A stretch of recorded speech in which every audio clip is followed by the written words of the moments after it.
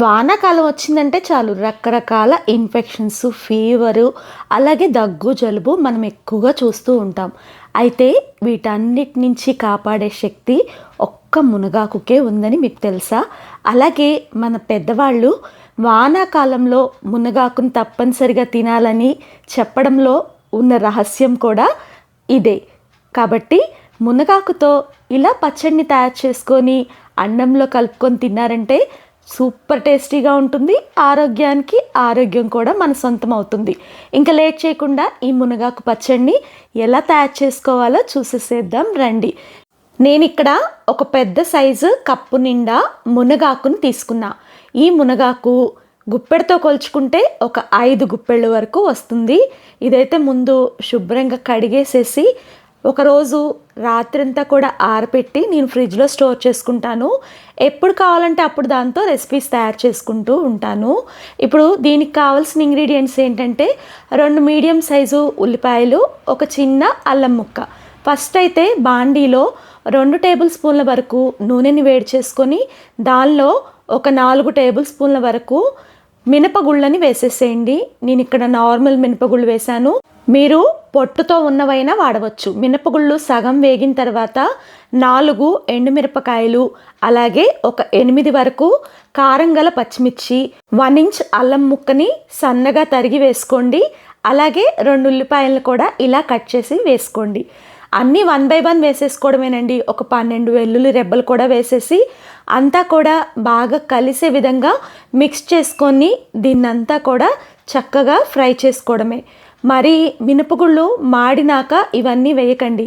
ఎందుకంటే మినపగుళ్ళు సగం వేగిన తర్వాత వేస్తే వీటితో పాటు కూడా మినపగుళ్ళు వేగుతాయి. ఇప్పుడు అవి లైట్గా ఫ్రై చేసుకున్న తర్వాత శుభ్రంగా కడిగి పెట్టుకున్న మునగాకును కూడా వేసేసేయండి.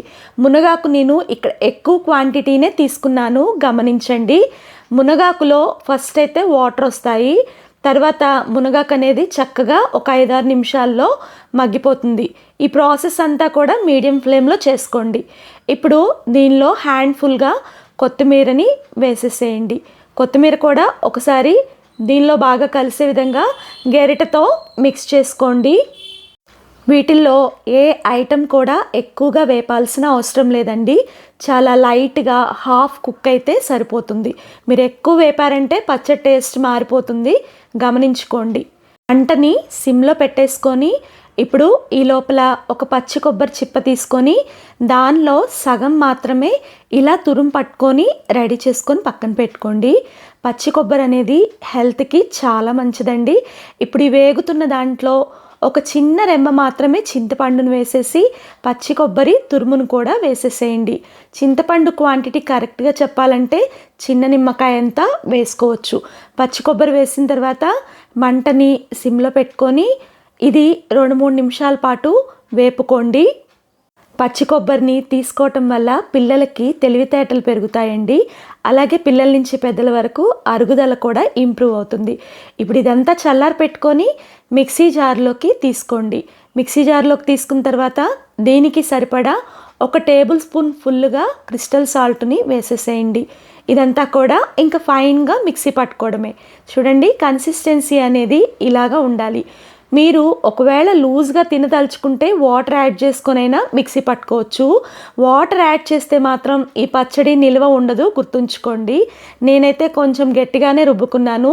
ఇది నార్మల్గా అన్నంతోటే కాకుండా దోశ, చపాతి, ఇడ్లీకి కూడా కాంబినేషన్గా చాలా బాగుంటుందండి. మీరు డెఫినెట్గా ఈ ఆరోగ్యకరమైన పచ్చడిని ట్రై చేసి మీకు ఎలా వచ్చిందో కామెంట్ చేయండి. 360 రకాల జబ్బుల్ని తగ్గించే ఈ మునగాకు పచ్చడిని మీ ఫ్రెండ్స్కి, రిలేటివ్స్కి తప్పనిసరిగా షేర్ చేయండి. వీడియో నచ్చితే లైక్ చేసి సబ్స్క్రైబ్ చేసుకోండి.